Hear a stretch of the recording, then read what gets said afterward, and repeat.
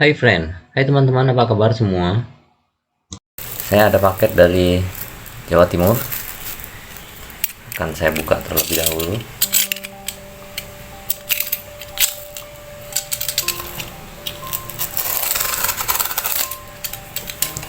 Apakah isinya?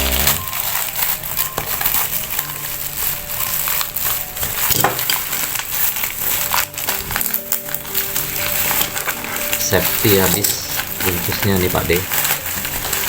Ini adalah skrum Pak Erik yang mengaku kesulitan menangkap nila.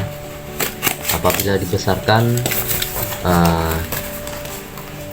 beliau merasa strum ini boros. Apabila dibikin standar, dibungkus nila selalu lari. maaf Ya jujur, saya agak bingung nih nanganinya. Tapi yang jelas kita tangani dulu. Ini dimulai dari kita review.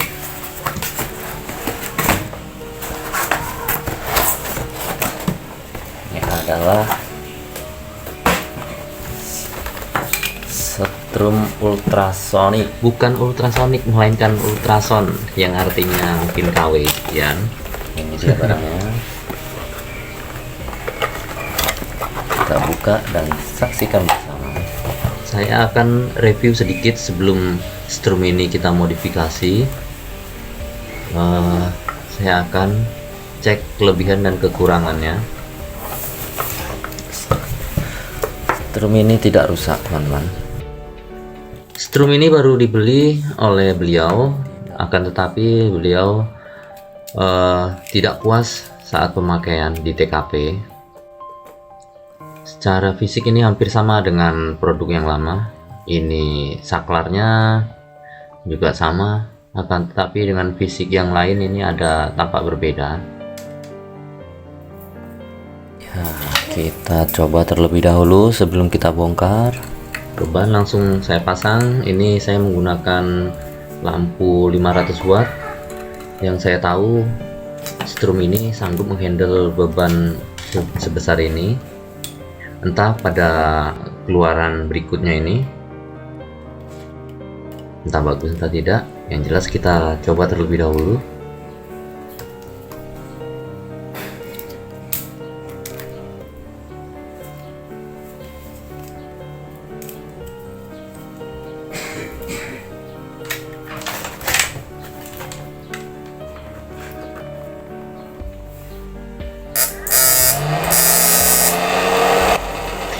Ini kali ya yang dibilang intelijen.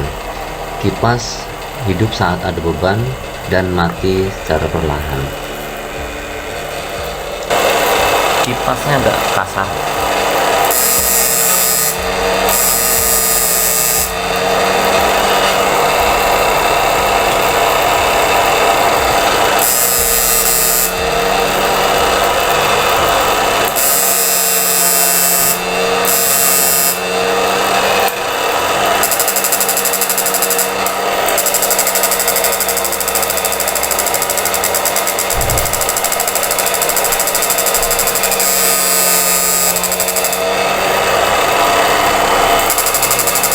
Ini kurang pure gitu. Dan satu lagi, kipasnya juga agak-agak kasar, seperti ada yang agak-agak longgar gitu. Oh, ini mah agak kurang rapat gitu. Nah ini dia akan mati perlahan sampai kapasitor dalam keadaan kosong. Kita tes sekali lagi ya tanpa beban.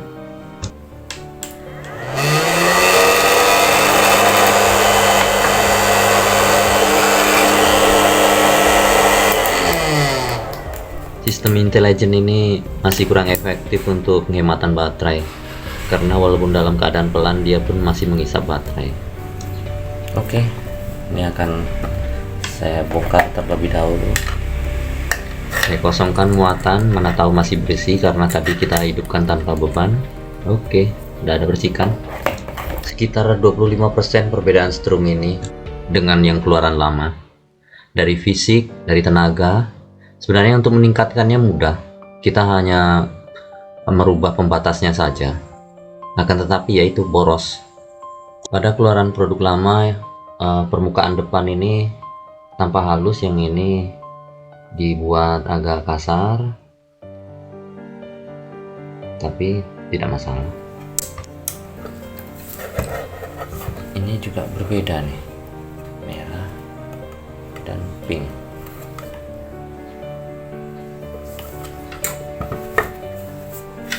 Oke, saya akan bongkar terlebih dahulu Biar tahu isi dalamnya seberapa banyak yang dirubah.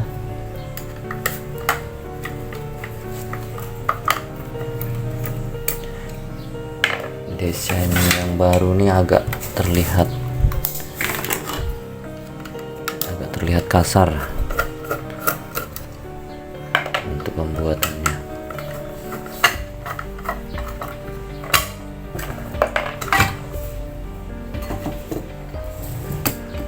Untuk yang dahulu di sini ada kerangka besinya, tapi di sini ini tidak ada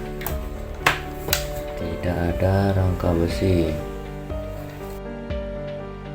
Ini SCR nya menggunakan TYN BT152, dapat menghandle beban hingga 800 volt kalau nggak salah. Kalau yang keluaran lama yang 12 berapa itu yang dapat menghandle 1000 volt, tapi tidak masalah, ini sudah bisa digunakan. Ini sebenarnya sudah bisa untuk menangkap ikan nila, tapi ya resikonya tetap boros yang dihadapi. Untuk dalam keadaan standar, nanti jika limitnya dirubah, limit pembatasnya, ya ujung-ujungnya juga pasti boros, karena tenaga besar tetap butuh ampere besar untuk mencapai tenaga yang diinginkan. Dari fisiknya ini tidak begitu jauh perbedaannya. Untuk kapasitor ya memang agak kecil sedikit, tapi ini masih bisa. Untuk MOSFET juga tidak jauh berbeda.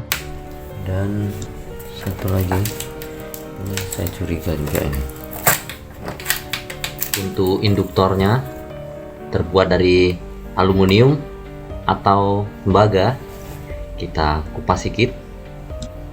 Ini bukanlah tembaga, ini aluminium. Ini nantinya akan kita ganti.